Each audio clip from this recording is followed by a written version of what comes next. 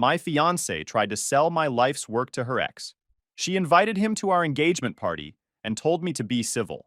So I stayed civil and exposed her in front of everyone using her own messages. Hey Reddit, so this whole thing started with what was supposed to be an engagement party. My fiancé, my friends, a nice garden setup, the usual celebration vibes.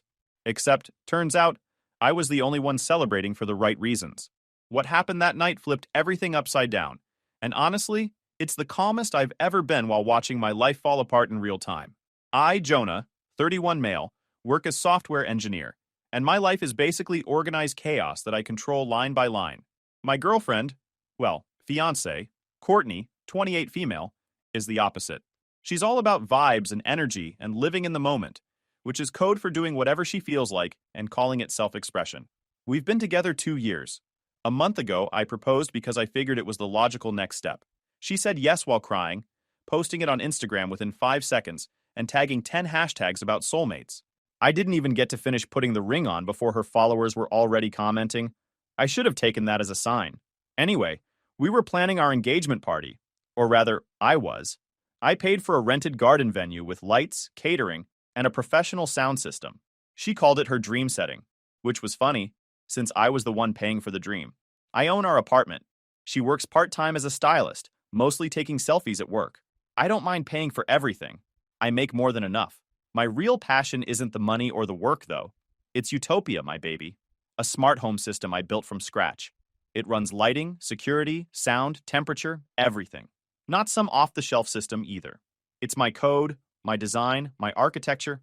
I've been developing it quietly, piece by piece, getting it ready to patent. Utopia isn't just software. It's a future business. My future business. I'd been planning the engagement party for weeks.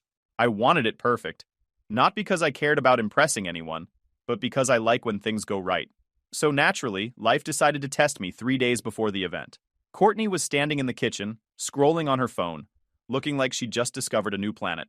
"Oh, hey," she said, barely glancing up. "So, funny thing, Travis is in town." My hand froze midair with my coffee mug. "Travis," I repeated. "Your ex, Travis?" She nodded casually, still tapping away. "Yeah, he's actually going to come to the engagement party." I laughed. Not a nervous laugh, just disbelief. "You invited your ex to our engagement party?" She looked up, confused, like I'd just asked why the sky was blue. "Yeah? Why not?" "Because," I said slowly, "he's your ex, and this is supposed to be about us." She rolled her eyes like I was a kid throwing a tantrum. "Jonah, please. Don't be that guy. We're adults. We can all be civil." "Civil?" I repeated. "You want your ex-boyfriend to come celebrate your engagement to me? That's not civil. That's weird." Now she dropped the phone and folded her arms, the universal sign of, "I'm about to gaslight you. You're being insecure. It's not a big deal unless you make it one." "Courtney," I said, trying to stay level, "you invited the guy you used to sleep with to the party where I'm supposed to celebrate marrying you. That's not insecurity. That's basic logic." She gave me that tight-lipped smile she does when she's losing an argument, but refuses to admit it. "You're overthinking everything. Travis is a friend. He's happy for us. Be cool about it." "I'm not comfortable with it," I said plainly. "Uninvite him." Her eyes hardened. "No, I already told him he could come. If you're going to be jealous and weird about it, maybe you're not ready for marriage." And that's when she said it. The line that would change everything. "Be cool or it's over." I swear the room went silent for a second. She stood there, all attitude and fake confidence, thinking she had me cornered, like I'd back down, like she could pull rank over my sanity. I looked at her for a long second. There was no emotion left, just clarity. I realized something right there. I didn't want to marry her. I didn't even want to argue.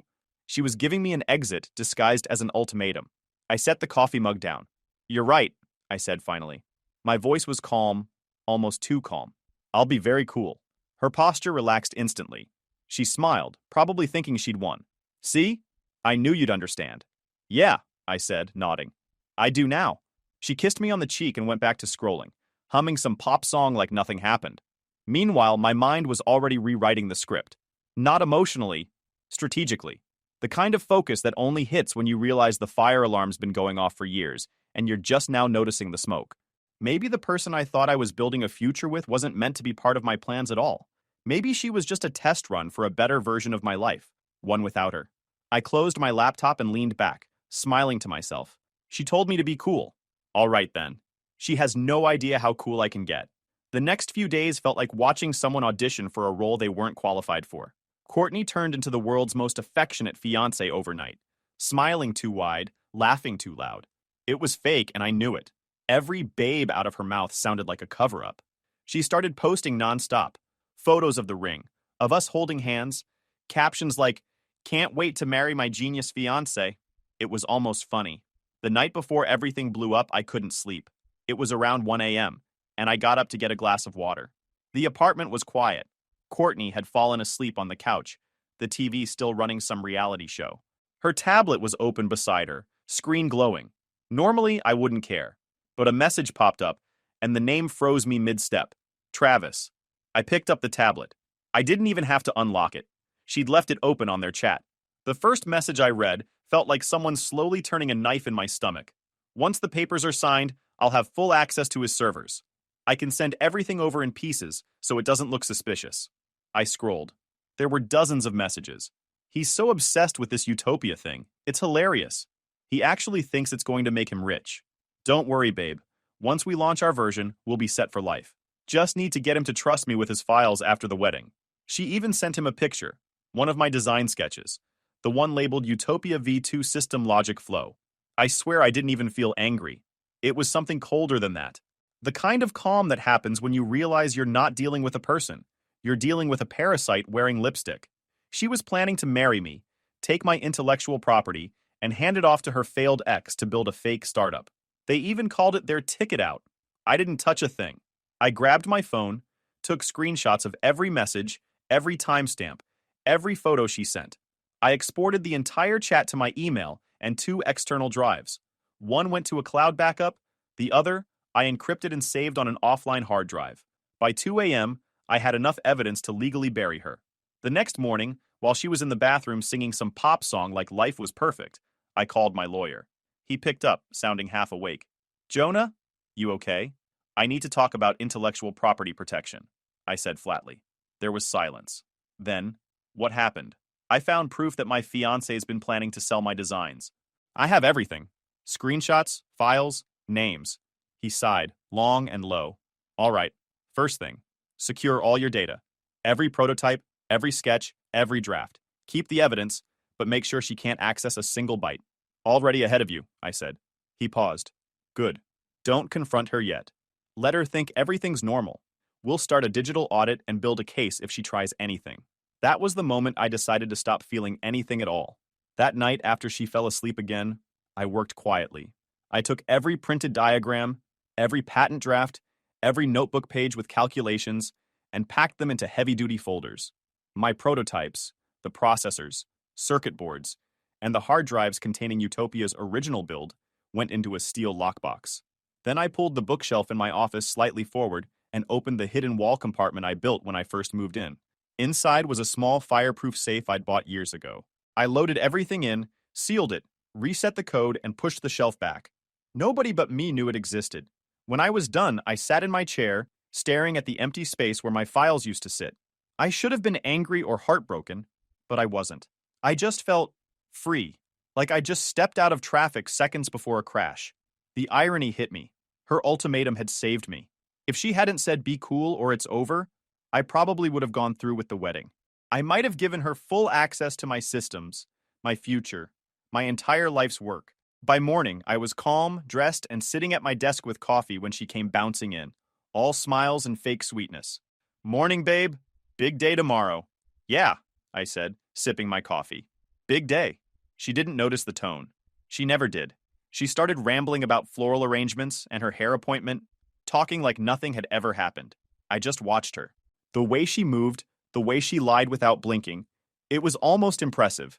Let her play her role. The show wasn't over yet.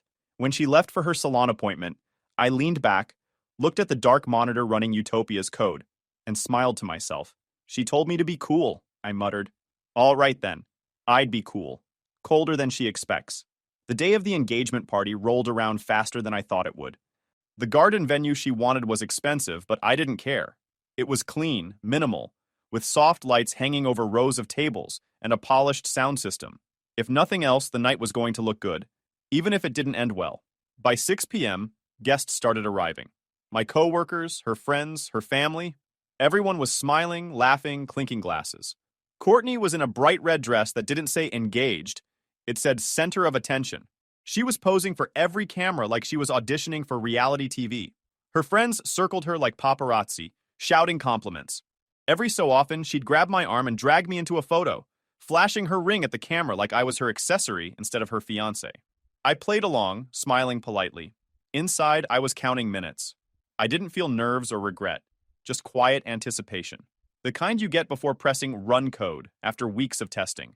By 8:30, the place was buzzing. The catering team moved around serving champagne and hors d'oeuvres. Then, at 9 o'clock sharp, I saw him, Travis. He walked in with his hands in his pockets, looking like every cliché starving artist. Messy hair, open shirt, smug grin like he'd already won something. Courtney froze for a second when she saw him, then pretended to be surprised. "Oh, you made it," she said, voice a little too high-pitched. I smiled. "You must be Travis." He extended a hand. "Yeah, Jonah, right? Congrats, man." I shook his hand, firm enough to make him shift his stance. "Thanks, man. Glad you could make it." He looked uncomfortable. "Yeah, Courtney invited me. Hope that's not weird." I grinned. Not weird at all. I could feel eyes on us. Her friends, mine, even her mom watching from a distance. The music was still playing, soft but noticeable. I raised a hand slightly, signaling the DJ to pause. The garden went quiet. People looked around, waiting. "Before we do the toast," I said, loud enough for everyone to hear, "I just want to clear something up." Courtney turned toward me, her smile frozen halfway. "Jonah, what are you—" I held up my hand. "This engagement party isn't actually for me." Murmurs spread through the crowd. I could hear someone whisper, "What's he talking about?" I looked straight at Travis. "It's actually for Courtney and Travis, the happy couple who've been planning their own little business venture behind my back." Travis's face drained of color. Courtney started shaking her head. "What are you doing?" she hissed. "Oh, nothing," I said casually. "Just helping you both launch your first public project. It's called Getting Exposed." The crowd gasped. Someone actually choked on their drink. I pulled my phone out of my pocket and tapped the screen. You see, Courtney here didn't just say yes to marry me for love. She said yes because she wanted access to my work, my system, Utopia. I turned the phone toward the guests. Right here in her own messages, she promises to leak my research to Travis. Every line of code, every file. Courtney's eyes widened. "You can't just—" "I can," I said flatly. And I did. I scrolled through the screenshots. People leaned in. I didn't have to say much. Her words spoke for themselves. You could feel the entire energy of the party collapse in on itself. Her mom looked mortified. My co-workers looked uncomfortable. Her friends? Suddenly fascinated with their phones. Courtney's face turned pale, then red, then white again. "You're twisting everything." "Travis was just helping you commit theft?" I interrupted. "Right. Must have been a typo." The crowd went silent again. All I could hear was the faint hum of the lights above us. I reached into my pocket and pulled out the small velvet ring box. "So yeah, Travis," I said, tossing him a polite smile. "She's all yours. You two already have enough in common. Mostly poor decisions." And then I looked at Courtney. "And Courtney, good luck explaining this to your lawyer. You're gonna need one." I pocketed the ring box, straightened my jacket, and gave the room a little nod.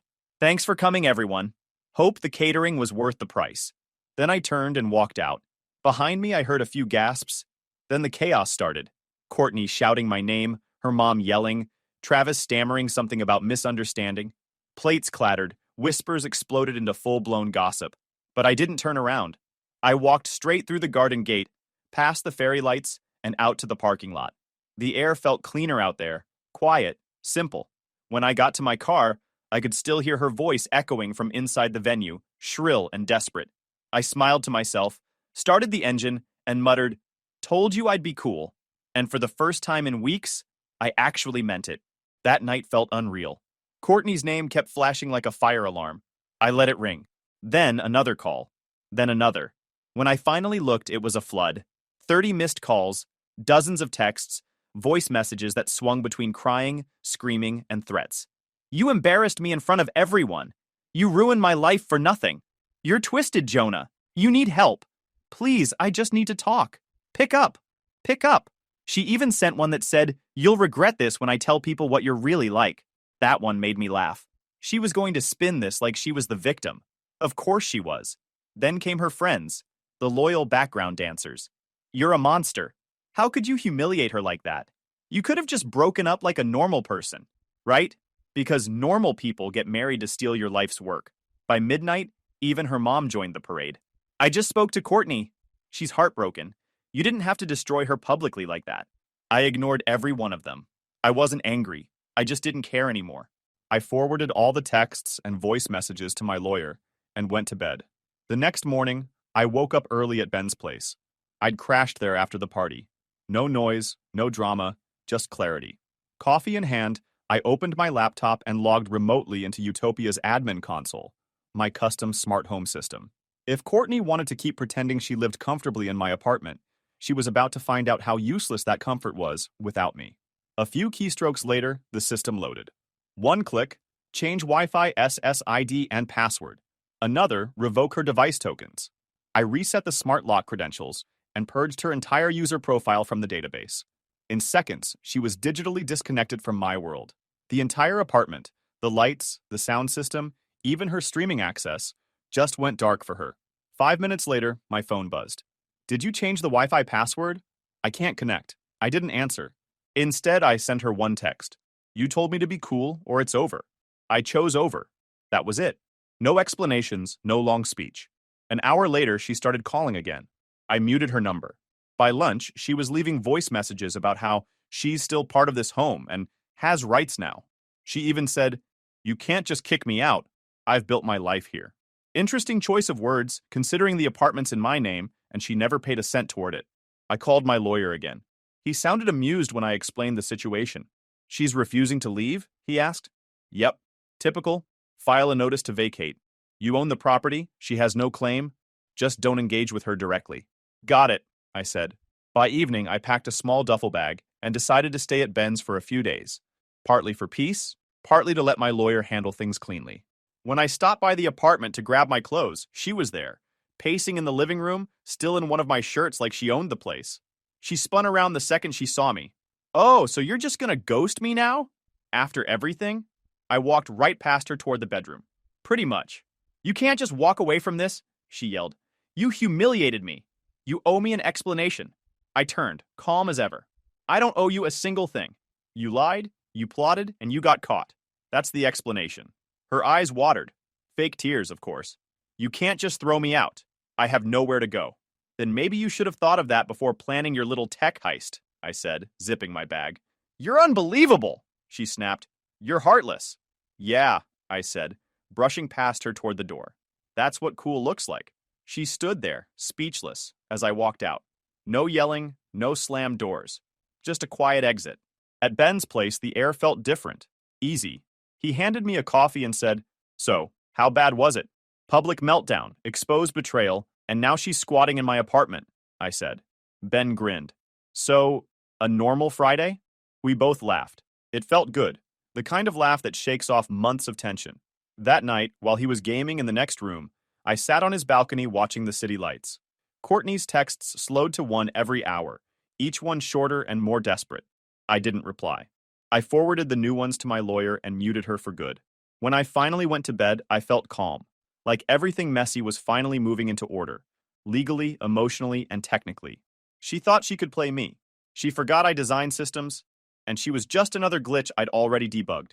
Tomorrow, I'd make it official. The eviction papers were next. And I did. By 10 a.m. My lawyer had everything ready. A formal notice to vacate, delivered through a certified process server. I didn't text, call, or warn Courtney. She got served at my door while I was at work. Apparently, she tried to argue with the guy at first, saying, You can't evict me, this is my home. And he just pointed at the paperwork and said, Ma'am, you're not on the deed. A few hours later, my phone lit up with a text from her mom. I just heard what you did. You can't throw her out like garbage. She's devastated. I replied back, She's a guest in a home I own. Guests can leave. Daria replied with a wall of text about basic decency, second chances, and how Courtney just made a mistake. I didn't even read past the first line. I forwarded it to my lawyer for record keeping and went back to my meeting. That evening, my building's manager called. Hey, Jonah, just a heads up. Your girlfriend and her mom came by earlier. They tried to file a complaint saying you abandoned the apartment and left her stranded. I almost laughed. And what did you tell them? That you own the place. We showed them your title paperwork. They didn't look happy. I smiled. Good. Thanks for the heads up. The next week was quiet. Too quiet. Courtney didn't respond to the notice. Didn't pack, didn't move. It was pure, silent defiance. My lawyer gave it a week, then said, "She's not leaving voluntarily. Time to escalate." So I did. The following Friday, I rented a U-Haul and arranged a civil standby through local police. 2 officers whose job was just to keep things calm while Courtney collected her stuff. They weren't there to evict her. They were there to make sure nothing got damaged or violent. We pulled up to my building mid-morning. The officers were relaxed but professional. "You're the homeowner, correct?" "Yep. Got the ownership documents ready." One nodded. "All right, Mr. Carter. We'll stay until she finishes packing. Let's keep this peaceful." When we got to my door, one officer knocked firmly. "Ma'am, police department," he called out. "We're here to supervise while you remove your belongings." There was shuffling inside, then the door cracked open. Courtney's face appeared, pale, shocked, like she'd seen a ghost. "What is this?" she stammered. One officer held up the paperwork. "Ma'am, Mr. Carter has asked you to collect your belongings and leave peacefully. We're here to keep this calm." Her jaw dropped. "You can't just... This is my home." The officer's tone didn't change. "Ma'am, your name isn't on the deed and you're not a tenant. We're here to supervise while you collect your belongings. Let's keep this calm." Then, behind her, a familiar voice spoke. Travis. Of course he was there. He was standing in the living room like he belonged there. "Dude," he said, trying to sound casual. "This isn't cool, man. She needs time." The second officer cut him off immediately. "Sir, you don't live here. You have to leave now." Travis froze. Courtney looked like she was about to explode. "You called the police on me?" she shouted. "No," I said calmly. "I called the police for you. To make sure you don't make this harder than it needs to be." Her lip trembled. Then she started grabbing things off tables. Clothes, makeup, random junk. "You're heartless," she yelled, throwing a handful of hangers into a suitcase. "After everything I did for you?" I raised an eyebrow. "You mean the theft? Or the cheating?" It's hard to keep track. One of the officers smirked before quickly hiding it. Courtney slammed a drawer shut. "You think you're so smart, Jonah. You think this makes you powerful?" I stayed leaning against the wall, arms crossed. "No, it just makes me the guy who owns the place." Travis muttered something under his breath. The officer nearest him gave him a sharp look and said, "Keep it down." Boxes piled up fast. The officers stood by while they carried boxes to the hallway, while I stood by the door, making sure nothing of mine left with them. I'd marked all my equipment beforehand. The Utopia server, prototypes, documents, untouched. After an hour of chaos, the U-Haul was half full. Courtney stood in the doorway, eyes glassy, face red. "You're throwing me out like trash," she said quietly, tears welling up. I met her eyes. "No, I'm taking the trash out." Big difference. Her expression twisted, somewhere between fury and disbelief. "You'll regret this," she hissed. I shook my head. "No, Courtney." "You will." The officers motioned for her to keep moving. She grabbed the last box, muttering under her breath, and stormed out. Travis followed behind, still trying to look like he wasn't embarrassed. At the curb, the officers made sure everything was loaded. One of them gave me a short nod. "You're good, sir." "She's gone." I nodded, signing the last form. "Appreciate it." As the U-Haul door slammed shut, Courtney turned around one last time, glaring at me like she could set me on fire just by looking. "You're cold, Jonah. You have no soul." I smiled faintly. "That's what you said you wanted, right? Someone cool." Then I shut the door. The U-Haul pulled away from the curb, her face still visible in the rearview mirror. Furious, humiliated, powerless. I walked back upstairs, locked my door, and exhaled for what felt like the first real time in months. The apartment was quiet, peaceful, mine again, and I intended to keep it that way. The quiet lasted about 4 days. That's how long peace survives when someone like Courtney's involved. On the 5th day, I got an email from my lawyer. Courtney filed a complaint. She'd actually tried to sue me, claiming emotional distress and public humiliation. The report said I'd orchestrated an event to intentionally destroy her reputation. I almost laughed reading it. The same woman who tried to sell my work to her ex was now claiming I ruined her life by catching her. My lawyer didn't find it funny, though. "She's testing leverage," he said. "Don't respond directly. Let me handle it." 2 days later, he filed a counterclaim with all the screenshots, the chat exports, her photos of my research sketches, and every message she ever sent to Travis about leaking Utopia's data. Within 24 hours, her emotional distress claim vanished faster than her integrity. Then Travis disappeared. Literally. No phone calls, no posts, no response to any legal notice. My lawyer said he probably ran the second he realized this wasn't just relationship drama. This was intellectual property theft. Mr. Startup Visionary turned into Houdini. Meanwhile, Courtney still had access to the apartment. Not legally, but physically. She had a spare key she'd copied before leaving. I didn't even realize it until I came home from work one evening, and something felt off. The air smelled like burnt plastic. At first, I thought maybe one of the circuit panels tripped. Then I saw the living room.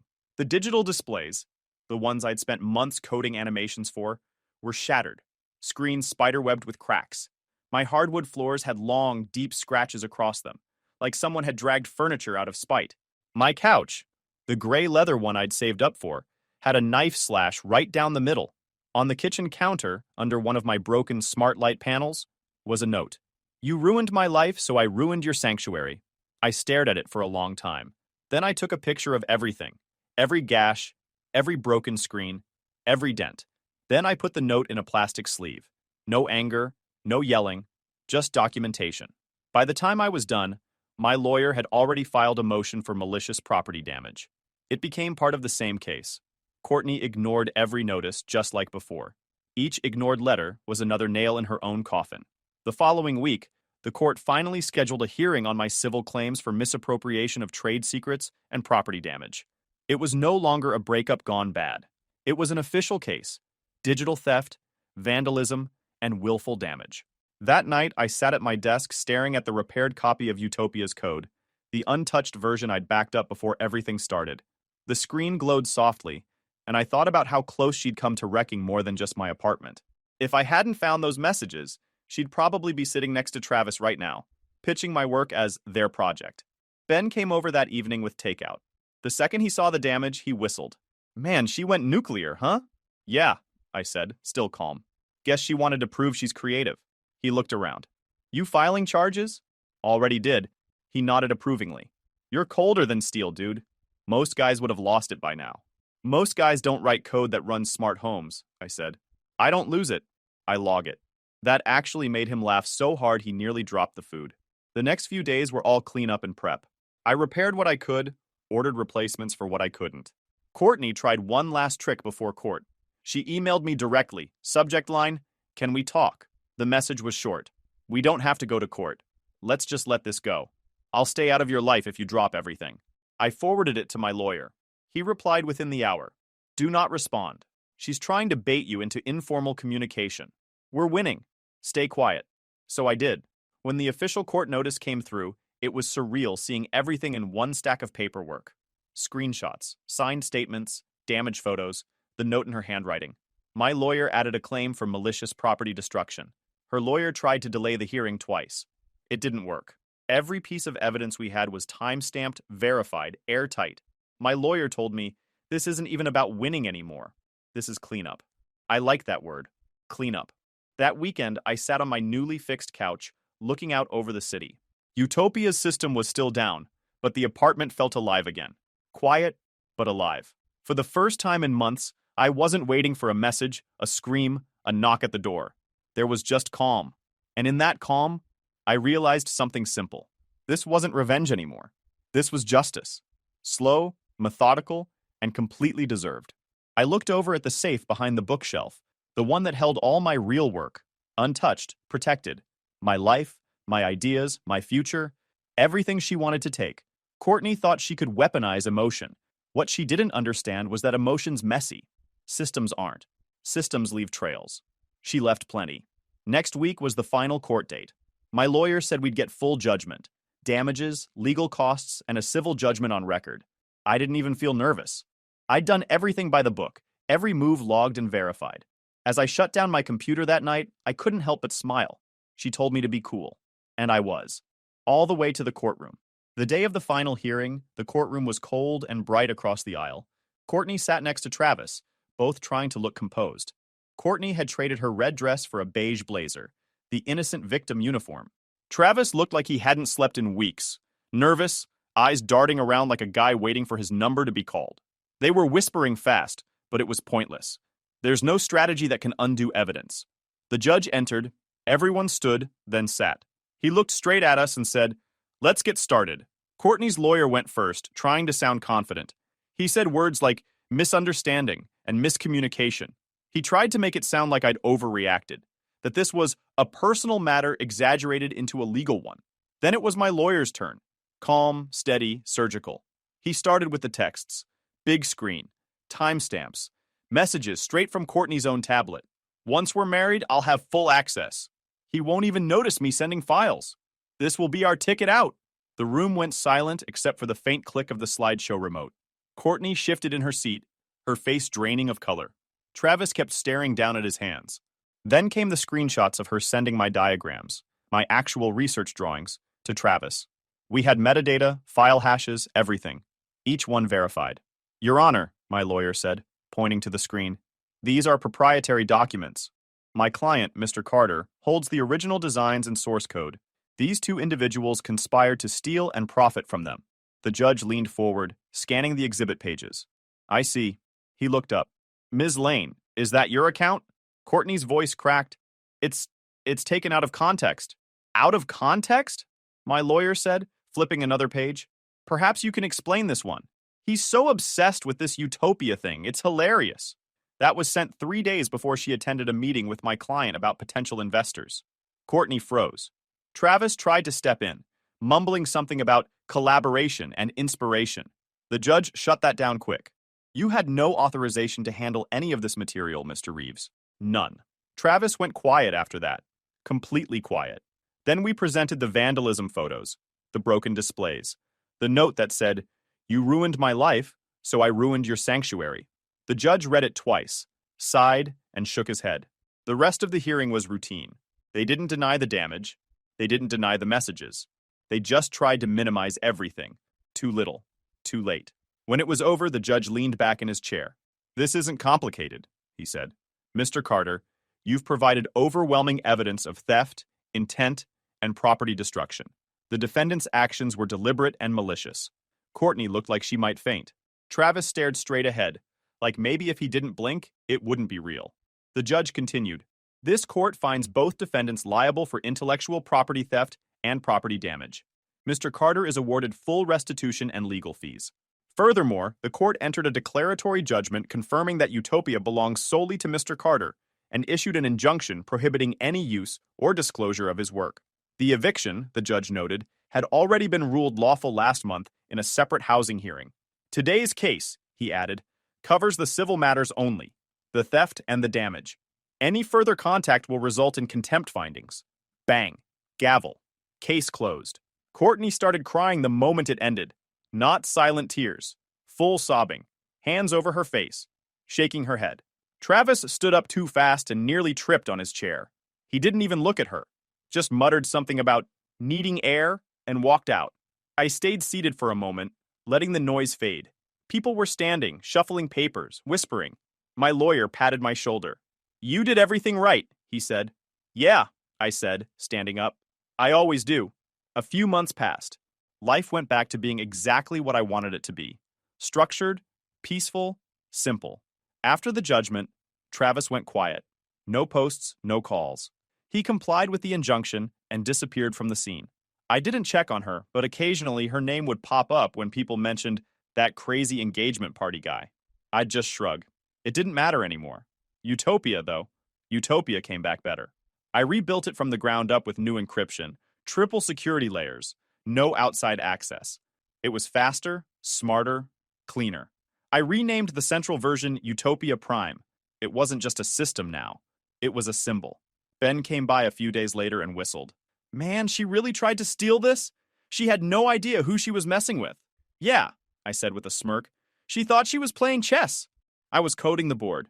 He laughed. "So what now? Back to building empires?" "Back to peace," I said. And that's what I did. No drama, no noise, just progress. Sometimes, late at night, when Utopia hums quietly and everything's working in sync, I think about how close I came to losing it all. Not just my work, but my self-respect. Then I remember her ultimatum. She told me to be cool or it's over, I say to myself. And I stayed cool. And it's finally over, exactly how it should be. YouTube just dropped this new hype feature. If you're hooked on this story, smash that hype button. It tells YouTube this video deserves to blow up, and it keeps even crazier stories coming your way.